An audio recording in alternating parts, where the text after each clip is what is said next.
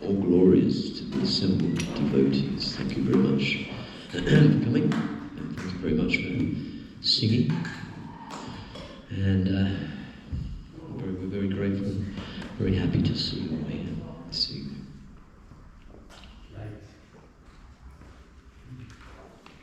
And I'm also very grateful to see my old friend, Lalitanath Prabhu, who's going to, I presume, I think you're coming to give us a class this evening. So looking forward to that. So I'll pass you over to His Grace Lalitanath, and I think that's it. Okay, Hare Krishna. Hare Krishna.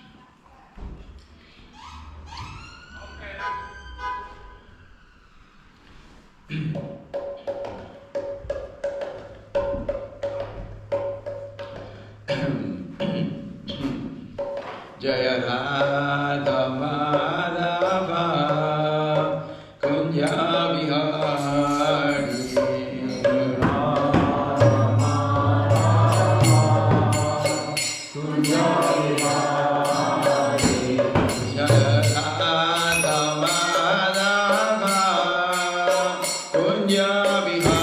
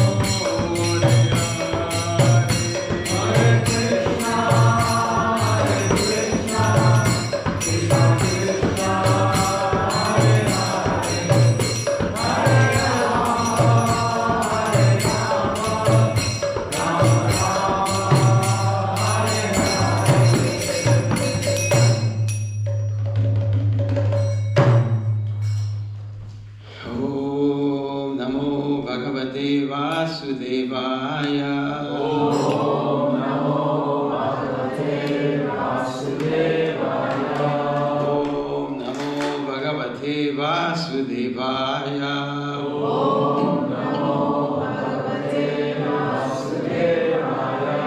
Om Namo Bhagavate Vasudevaya. Om Namo Bhagavate Vasudevaya. Okay. So, reading from Bhagavad Gita, chapter 16, text 5.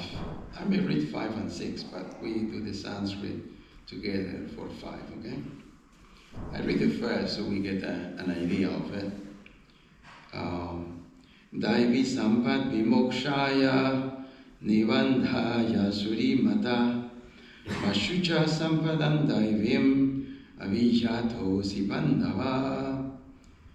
Again, Daivi Sampad Vimokshaya. Oh, thank you. Nivandhaya Surimata. Mashucha Sampadam Daivim. Avijato Sibandava. So we do word for word. Please repeat after me. Devi. Transcendental. Sampat. Assets. Vimokshaya. Meant for liberation. Nivandhaya. For bondage. Asuri. Demoniac qualities. Mata. Are considered. Ma. Do not. Shucha. Worry. Sampadam. Assets. Daivim. Transcendental. Avijata. Born of. Asi. You are. Pandava. O son of Pandu.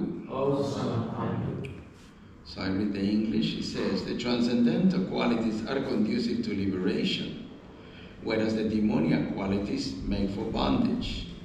Do not worry, O son of Pandu, for you are born with the divine qualities.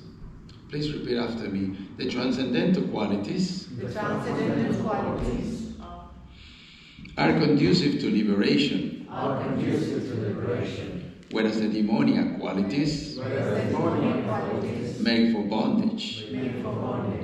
Do not worry, O son of Pandu, for you are born with the divine qualities.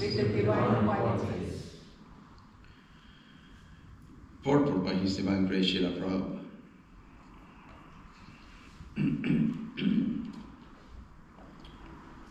He says, Lord Krishna encouraged Arjuna by telling him that he was not born with demoniac qualities. His involvement in the fight was not demoniac because he was considering the pros and cons.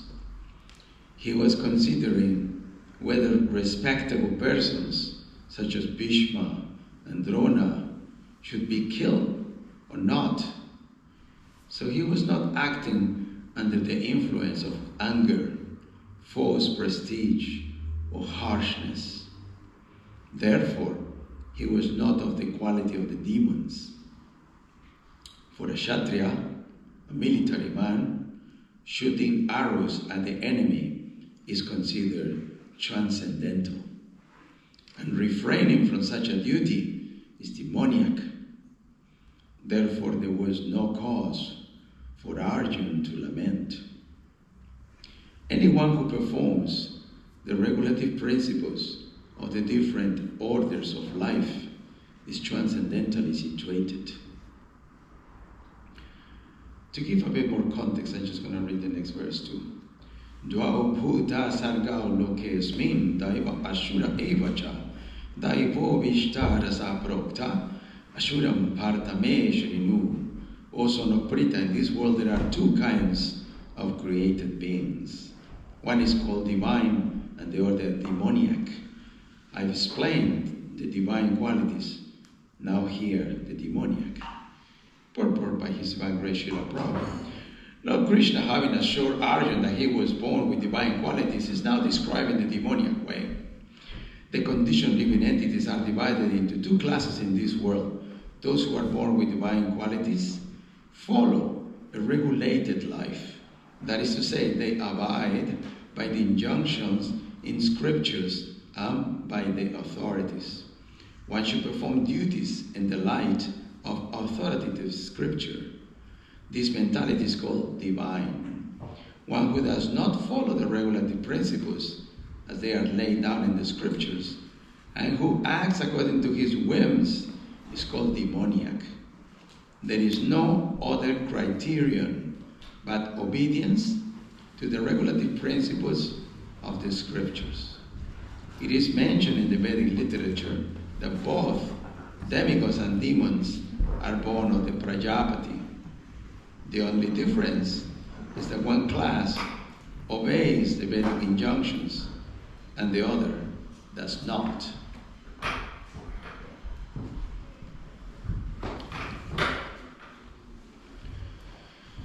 Om Jnanatimirandasya Jnananjana Shalakaya Chakshuru Militanyena Tasmai Shri Gurave Namaha.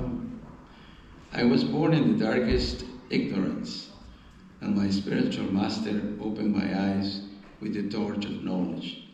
I offer my respectful obeisances unto him. Sorry, Prabhu, can you repeat the text, verse number of the one which you just read? Oh, what I have just read is in the introduction. No, chapter 16. Oh, the chapter is the chapter 16, and the verse is 5, and I read also verse 6. So verse 5 is Daiva Sampat Vimokshaya Nibandhaya Suri Matha Mashucha Sampadan Daivim Abhija Dosi Pandava. The transcendental qualities are conducive to liberation, whereas the demoniac qualities make for bondage. Do not worry, O son of Pandu, you born of divine qualities. O son of Prita, in this world there are two kinds of created beings. One is called the divine, and the other the demoniac.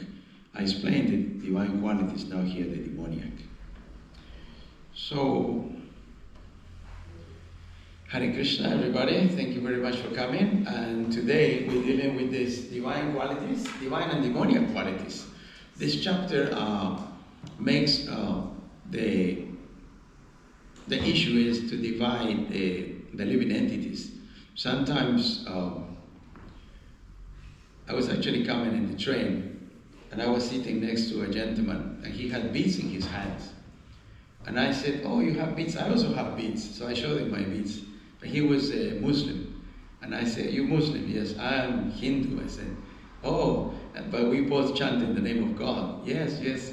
So we got talking like that, and we were talking about God, actually, in the train. It was a very nice journey. There was never a moment in which we did not agree, which was very nice. And it was very nice to find that some people is willing to learn, to know, to find out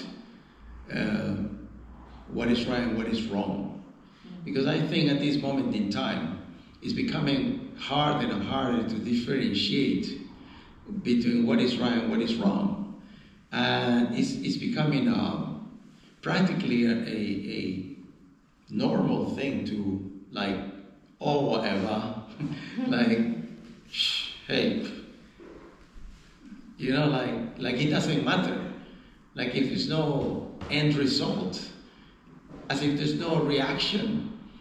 And I remember when I was young, I used to hear people saying, "I am a God-fearer." You know, people used to refer to themselves, religious people used to say, "I am a God-fearer." And that meant that they believed that there was a God. And if they did something wrong, this God was going to do something to them. They didn't quite have it clear. They didn't understand that my actions produce reactions because there is a law of action and reaction, no karma. And it is me who is creating these terrible situations that appear in my life. It is me, the reason why I was born, and the conditions I was born, and the health that I have, the money that I have, the financial situation, the partners that I find, the job in which I encounter myself, all these situations are the reaction of my own actions. My actions produce reactions. But people today, not everybody, but some people seem to live or seem to think that there's no reaction to actions. And therefore, it all started, of course, when they start taking God out of the education. And probably even before, when they started taking, meddling with the family union. Because before the social body is made up of social cells. And these social cells are the families. And so in the families, there was a order, and it was this order that produced good results. As the order becomes altered, then there is problems. And I think you can read it in the Bhagavad Gita. In the beginning of the Bhagavad Gita, Arjuna is a little bit hesitant about going. You want me to go and kill people? He said, are you sure? I don't want to kill people. And it's a bad thing to kill people, isn't it? And Krishna says, oh, come on, you're talking like if you're not the proper Aryan. Because Aryan means a person that knows the essence of life. So Krishna insulted by calling him an Aryan. What's wrong with you? Of course, nowadays people think that Aryan means a blonde from Germany or something, but it's an incorrect notion. The original notion comes from the Vedas, that Aryan, Srila Prabhupada explained, is a person that knows the value of life. So here it says, Kulakshaye pranashyanti, kula dharma sanatana, dharmena ste kulam Krishna, adharmo vibhavatyuta. He said, with the destruction of dynasty, the eternal family tradition is vanquished, and thus the rest of the family becomes involved in the religion. I would like you to notice the English. The Sanskrit is really cool. Kula dharma sanatana. Kula means family. Dharma means prescribed duties. It's translated as religion. Sometimes translated as virtues. It's translated very different ways. But it refers to the original nature of something. So it says Kula Dharma Sanatana. People knows the translation of the word Sanatana? Who knows? You know? No? Prabhu, Mataji? Prabhu? Eternal. Sanatana means eternal. So what is Krishna saying here?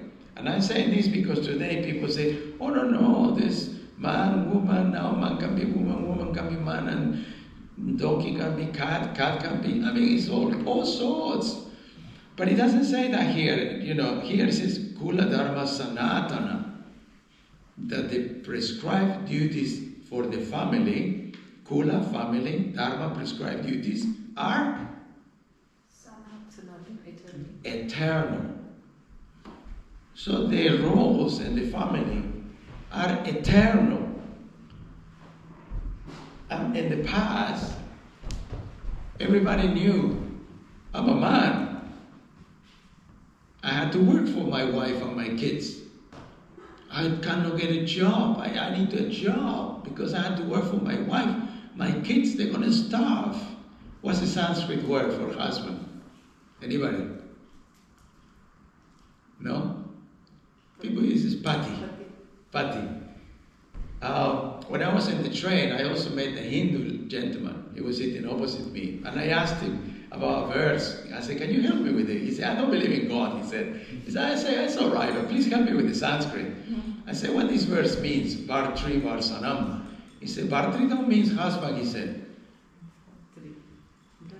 Bhartri means provider. I thought, oh, that's very clever. Because the husband used to provide. Right? So the word in the Sanskrit language for husband is he who provides. Right? So I thought that's really good concept. You see, at present, due to the financial condition, the political condition, the social conditions, it's not possible for a man to maintain the wife, the kids, to pay the mortgage, buy bicycles, fridge. It's not possible. The salaries have been halved. The price of things have been double. The taxes has gone up. Now the products have made the smaller produce. We used to buy a packet of something, dal, rice, 100 grams.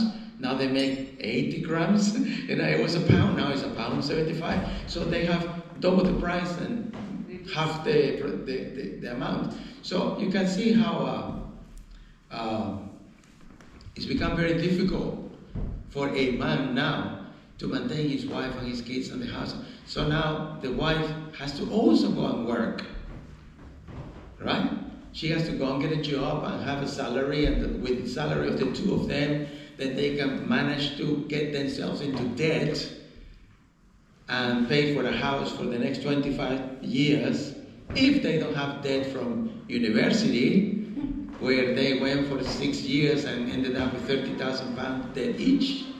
They come out both for university, £60,000 debt. They want to buy a house, £200,000. Now they have £300,000 debt. They haven't done nothing yet. They haven't started living. So why is that made that way? Is it, social development? It just happened. Some people say, no, it just happened. They say there are two theories of history. They say what they call it, conspiracy theory. Somebody did it. Somebody somewhere did something. That's why it's happening that way. And then there is the accident. No, nobody did. It just happened. So you come into this room and find a microphone. And I said, who made this microphone? Nobody did. It just appeared. And it works, look. Nobody did it. Nobody did. No, it just happened. That's a better theory than the conspiracy theory. That is somebody somewhere was thinking about how can this work and how can you put in the electricity and maybe the sound can be, somebody had to think this stuff. No. You are a conspiracy theoretician. It should put you in jail. Because you think that somebody did something somewhere. And it's not true. It just happened. I'm sitting in a chair. Nobody made it. It just happened. No. Somebody did something somewhere. So here in Bhagavad Gita we find that the family tradition, Krishna says, is eternal. Now somebody argue, what do you mean eternal? In the spiritual world maybe it's different. And here everything is relative. Over there is absolute. Why eternal? I'm not going to be eternally a wife. Somebody could argue. I'm not going to be eternally a husband. Somebody could argue. But does Krishna say, oh no, you only will be husband for some time and then you will be liberated and never again perform husband's duties? Does Krishna say that? No. More so, Krishna tells Arjun, go fight. Did he say, abandon your wife and go fight? You're not going to find it here. He says, go fight because you are a warrior. And look after your wife because you're married. So what is that? That's order. It's called Varnashram. Social and spiritual division for the purpose of having order in society. Once there is order, order produces peace. Look, imagine if we all at the same time give our opinion of the verse. Shall we try? If everyone, give your opinion of the verse that we read, and we all speak at the same time, what will that be? Chaos, exactly. Will anybody benefit? No, it will.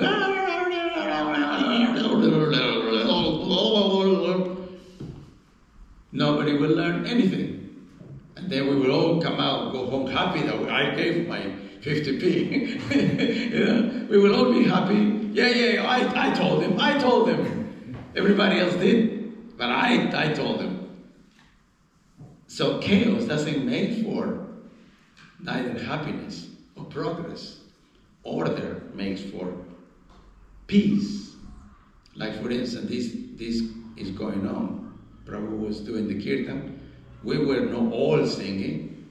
When he sang, we did not. When we sang, he did not. Right? Shravanam, Kirtanam, Hari Hari Om. So, there is order. The moment you have order, then you have peace. Once you have peace, we can be happy. Because everything is happening, everything is going on nicely, as it should be.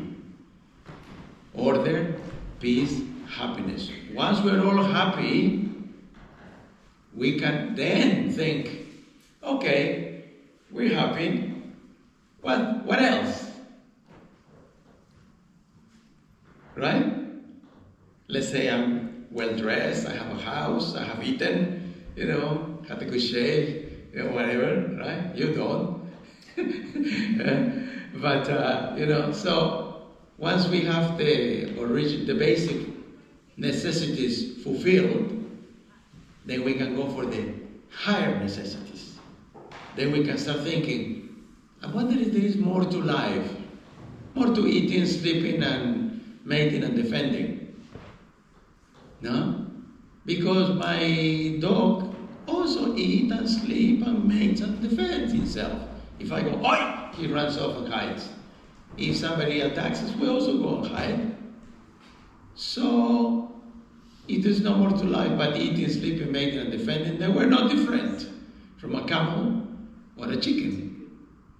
Yeah. A pigeon. You see the pigeons? There's two kinds of pigeons, right? Maybe there is more. But I see the pigeon go like that. And one pigeon goes like this. I'm looking, what's this pigeon doing? And the ones that go like this is looking for food. And the ones that go like that is after the girl. I think, okay, pigeon life, very small, not much variety. You either eat or you mate. That's it. Sometimes they fly as well. So, we are learning today that there are two kinds of living entities in this world. One kind of living entity is what? Anybody? Not hearing anything? The transcendental qualities. Yes. The? Transcendental qualities. One person has transcendental qualities, that's the divine, and Prabhu said another person is a demon, the one that don't have transcendental quality, the one that, and why are they different? What's the difference? Because they were both created by the same father, Prajapati. Prajapati created the devas, and Prajapati created the demons. What is the difference?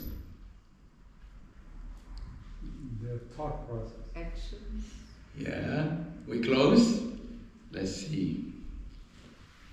I'm just going to go back to the verse. Give me a sec. The verse said,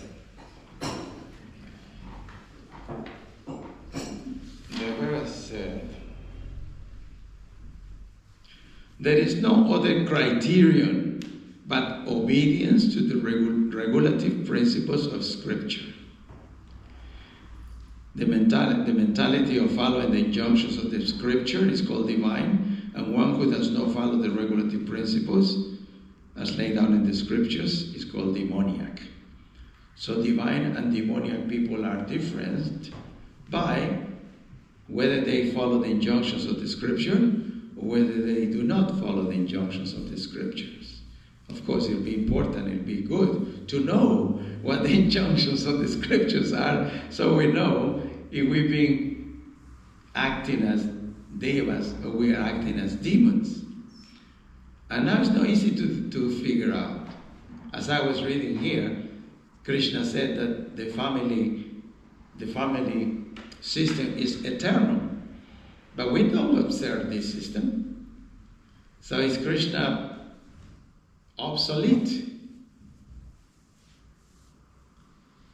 Do we need to modernize God's thought? Do we need to bring it to the 21st century? or God's thought is perfect and complete. Om Purnamada Purna Purnat Purna Udachyate Purnasya Purnamadaya Purnameva Bhavishyate. Everything that the perfect and complete produces is perfect and complete in itself. And even though so many perfect and complete units come out of him that are perfect and complete in themselves, he remains perfect and complete. So this that he's given us is perfect and is complete. You don't have to fix it. You don't have to modernize it. You don't have to bring it to the 21st century. You will ruin it. If there is a bit that you don't like, and you think, oh, I don't like that.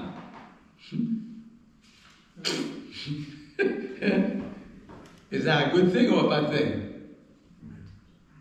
Huh? A bad thing. Okay.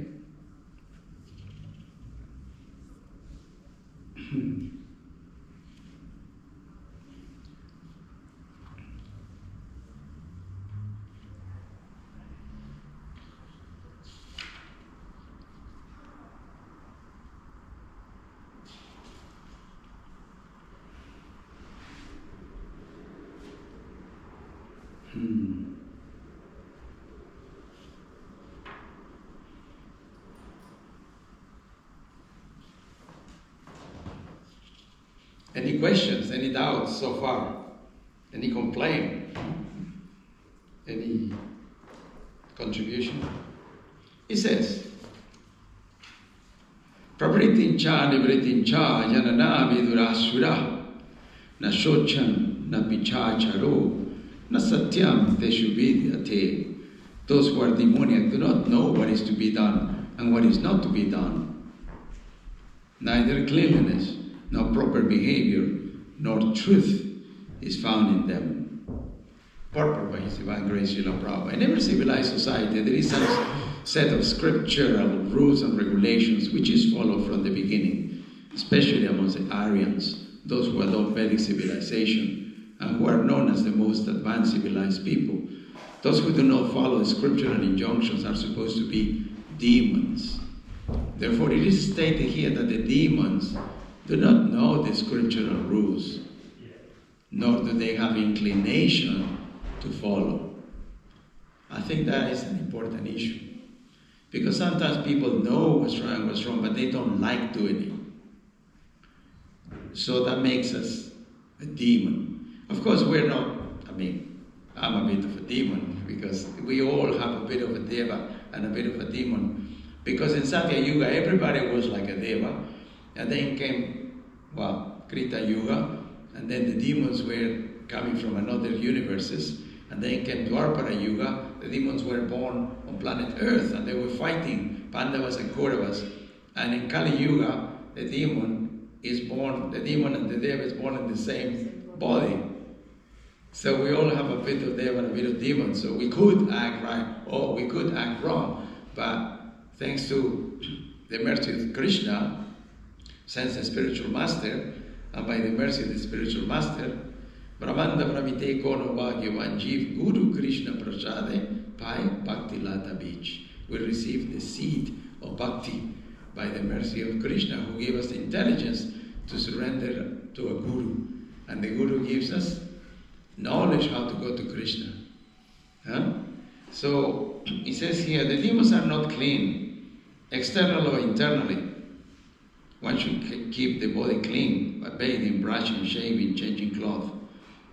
As far as internal cleanliness, one should chant Hare Krishna, Krishna Krishna, Hare Hare, Hare Rama, Rama Rama, Hare Hare. As per behavior, there are many rules and regulations guiding human behavior, such as the Manu Samhita, which is the law of the human race. Even up to today, those who are Hindu follow the Manu Samhita. Inheritance and legalities are derived from this book. Now, in the Manu Samhita, it is clearly stated that a woman should not be given freedom. That does not mean that women are to be kept as slaves, but they are like children. Children are not given freedom. But that does not mean that they are kept as slaves. The demons have neglected such injunctions, and they think that women should be given as much freedom as men. However, this has not improved the social conditions of the world. Actually, a woman should be given protection at every stage of life. She should be given protection by the father in her younger days, by the husband in her youth, and by the grown-up sons in her old age. This is proper social behavior. But modern education has artificially devised a puffed-up concept of womanly life, and therefore marriage is practically now an imagination in human society. The demons therefore do not accept any instruction which is good for society, and because they do not follow the experience of great sages and the rules and regulations laid down by the sages, the social condition of the demoniac people is miserable. So today's verse was describing that if we like what God says, we are devil. If we don't like what God says, we are demons. It's very simple. Now, whenever I don't like something that God says, let's say God says, a man should wake up 1.5 hours before sunrise. Okay? And he should have 3 baths a day. And he should do this. And so many instructions. He says, our woman should do the cooking, whether it's summer or winter. Srila Prabhupada uses the example. In India, in the summer, it's very hot. 40 degrees in Calcutta, 50 degrees in Delhi. And the woman still go in the kitchen. Huh? She could say, hey, I'm not going. I don't think so. Phone. Yeah? Why Prabhupada is saying that? Because the system devised by Krishna is designed so that this partnership between husband and wife become a unit. And so the husband goes out. His sacrifice, whether he likes it or no, is to go out, kill a lion, I don't know, whatever he's got to do. Go to war, go to the mines, sell incense, I don't know, whatever. And come back with money. Yeah? And the wife's job is to spend the money. That's described in the scriptures. Now you don't like it, you're not divine. Right? That's described. I can show you the verse where it's described. So the man has to go bring money. Just go and get the money. So he may say, no, I want to stay indoors. Today I want to chill. No, you have to go. Your sacrifice is to go. Go out, bring money. And the other way around is the same. The woman says, I'm not staying home. I want to go out and be a prime minister. Right? Why? Oh, because my father said that I could be whatever I can be. So I want to be prime minister. You don't want to be the wife of the prime minister. No, I want to be the prime minister. Okay. So we got a problem now. Yes. Are you divine or are you demoniac? Let's see who they are married. Chapter 3. I'm going to verse 21. He says, Yat yata charati shreshtas tat deveta rojana sayat pramana gurute lokas tanuvartate. Whatever action a great man performs, common men follow, and whatever standard he sets by exemplary act, all the world pursues. So, people in general require a leader, says the purport of Srila Prabhupada. And he describes what he said, one who teaches is a charya. Therefore, the teacher must follow the principles of scripture. The teacher cannot manufacture rules. The revealed scriptures like Manu Samhita, which we just read, are considered standard books to be followed by human society. Thus, the leader's teaching should be based on the principles of such standard shastras.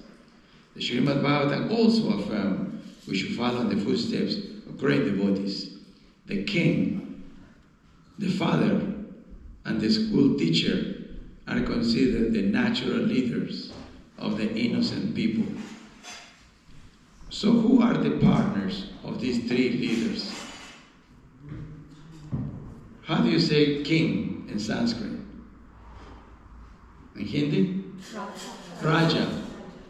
So how do you say the wife of the king? Rani. Yes. So who are the leaders? The Raja is the leader. Who's his partner, his associate, with whom he's going to perform his Sahadharma, his Dharma, conjoined Dharma, with Rani. Maharaj, Maharani. If he is intellectual, Sadhu, Sadhvi. Yeah? And then he says the father. I say father. The partner is the mother. Pita, Mata. Yeah? Pitaram, Mataram. He says, and the school teacher. Who's the partner of the school teacher? If the school teacher is a Brahmana, she would be Brahmani. Yes. If the school teacher or the teacher is the Guru, she will be Gurvi. That is how Sanskrit turns the masculine into the feminine. Like in the case of Prabhu, the U is replaced by a V and an I is added. Pravi. Sadhu, the U is replaced by a V and an I is added. Sadhvi. Yeah? So, in that way, it's describing the king, the father, and the teacher are considered natural leaders of the innocent people in general. All such natural leaders have a great responsibility to their dependents. Therefore, they must be conversant with standard book of moral. People don't talk about morality now. You talk about morality, people think, what's wrong with you? We are devotees. We only talk about love. Give me some love. Right? Bhakti, devotional service to God, it's just love. So how does Krishna finish the Bhagavad Gita?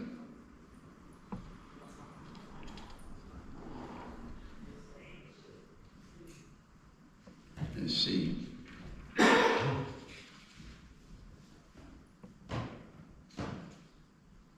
Here.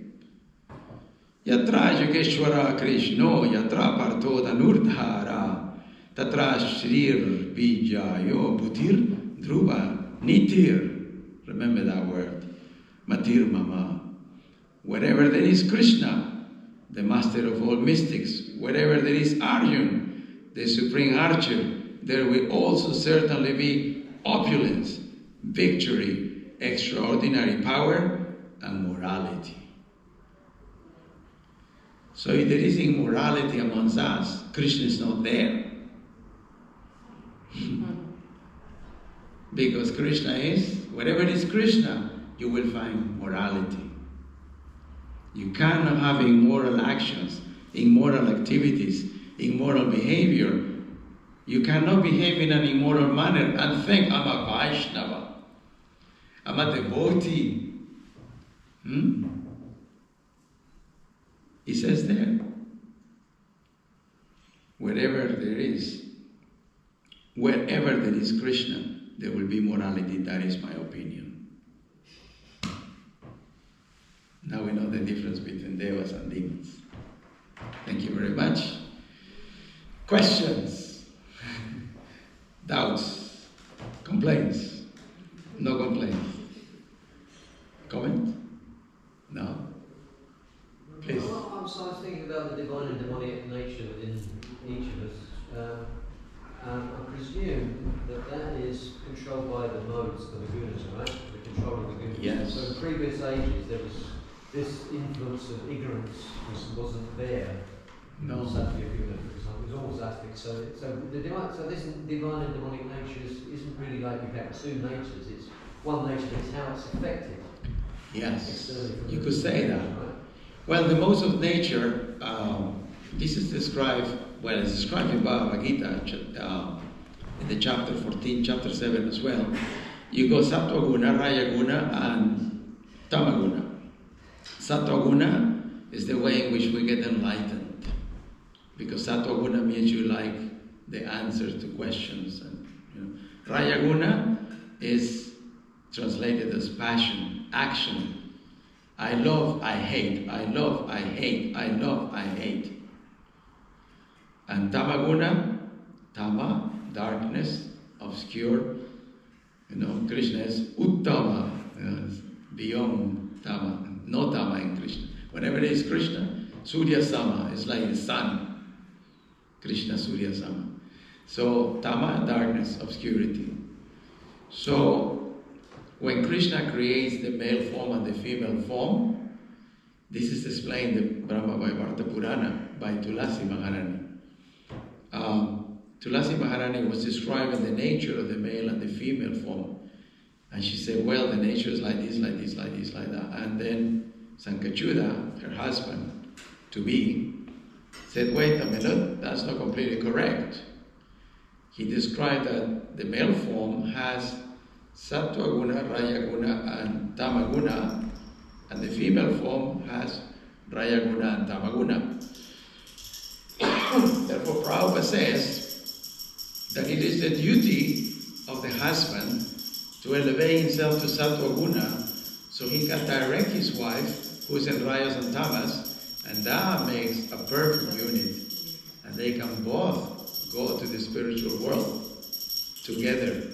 This is described in the Srimad Bhagavatam in the 7th canto, chapter 11, text 25 to 29, that if the man surrendered to Krishna, Srila Prabhupada said, the man should be 7% surrendered to Krishna, and the wife should be chaste, which means loyal to her husband. Why is that? Because of the Raya Guna doesn't let her get enlightened. But if she serves the husband, who's supposed to get enlightened, then they both go to Vaikuntha. This is described in the Srimad Bhagavatam. The husband and wife will live forever in Vaikuntha planet if they behave in this way. So in the Satya Yuga, all the living entities were pretty much in Sattva Guna, and therefore they were known as Hamsa, like swan. Everybody was pure. So what is the difference between Satya Yuga and Kali Yuga? This is described in the Linga Purana. In Satya Yuga, the men knew the Vedas, the scriptural injunctions. And the Kali Yuga, the men are ignorant. That's in the Srimad Bhagavatam. Prayanalpa Yusa Savyakalasmi. The men in the Kali Yuga are lazy. So they do not take the time to study scriptures. And the women in the Satya Yuga were chaste. They will not look at the sun or the moon. They will not mention the name of a tree if it was a masculine name. They would only surrender to husband.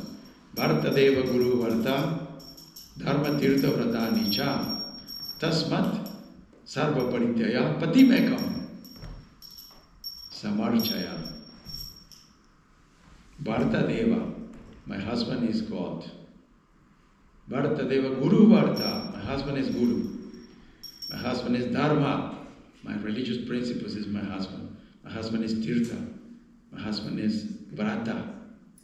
A lady will not perform more or different practices than the husband, because she will be ruining his lifespan.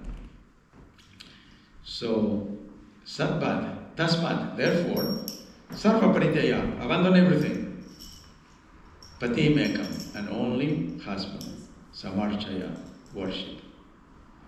So in Satya Yuga, the men were knowledgeable of scripture and the women were chaste.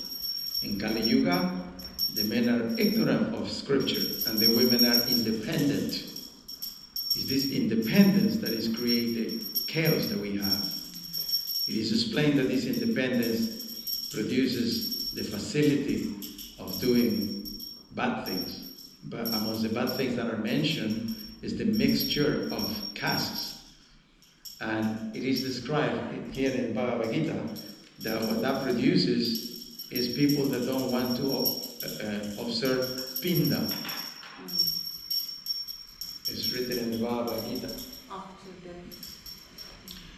What happens if you don't observe Pinda?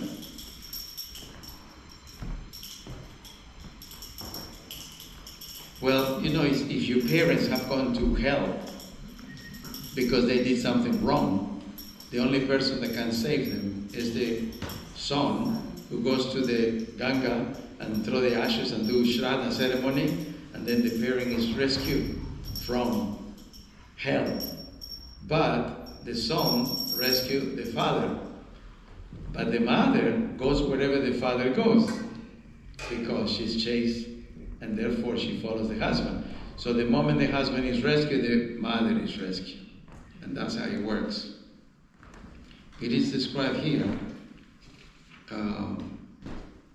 Text 30, text 40.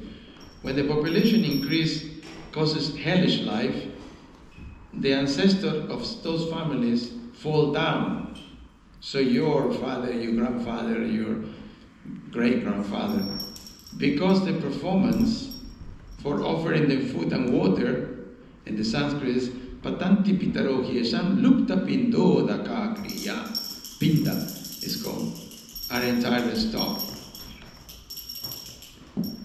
So it is our duty to rescue our ancestors by observing the rules and regulations of the scriptures, and that doesn't get done because we ruin the practices of Sanatan Dharma.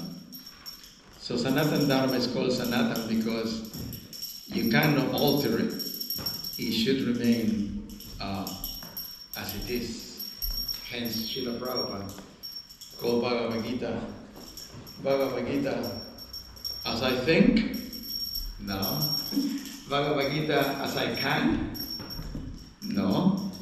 Bhagavad Gita as I would like it to, no. How do you call it? Bhagavad Gita as it is. He did not change anything, he did not add anything, he did not take anything out. He did not give his opinion. Whenever Srila Prabhupada writes a purport, is backed up by scriptural references. And these scriptural references are not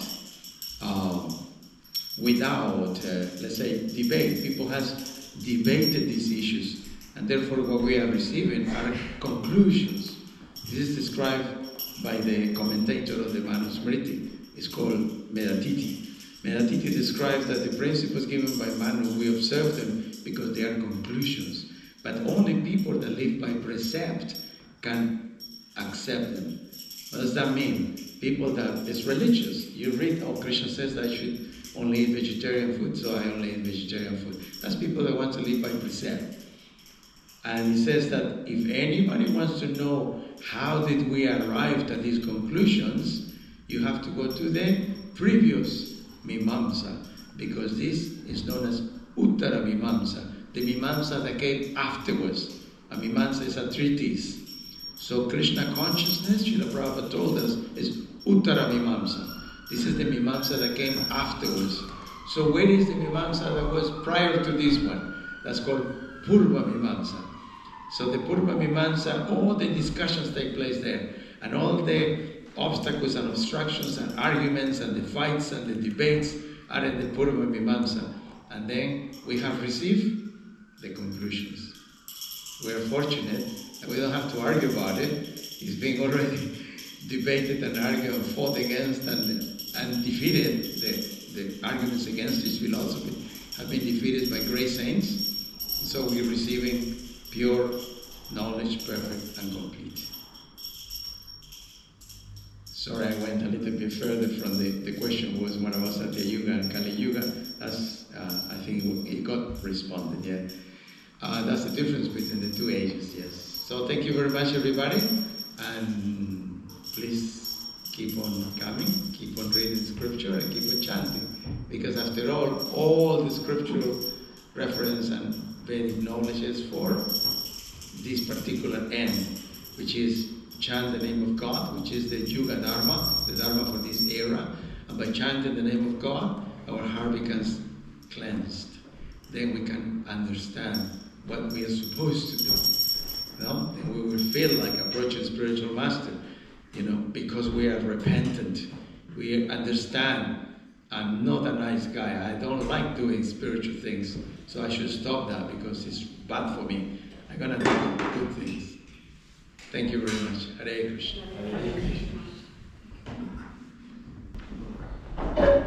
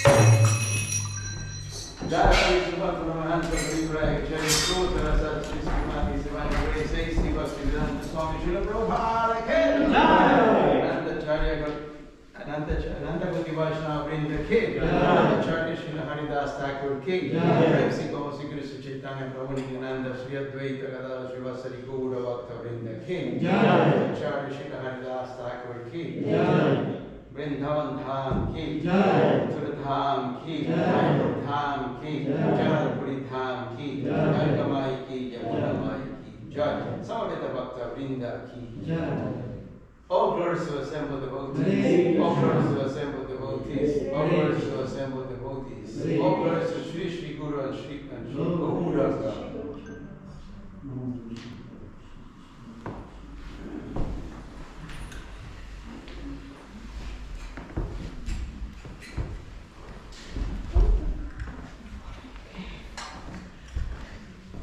So next Sunday we have a very, very special festival. That's Radhashtami, that's appearance day of Srimati Radharani. So last week we had celebration of Janmashtami over 3 days. But this time we're going to have Radhashtami on the 31st. So please, all are welcome. Please come, bring family, friends, whoever you know, your colleagues, please bring them. We'll post the details on our WhatsApp group and website everywhere by our Khana Prabhu. He is our tech guy because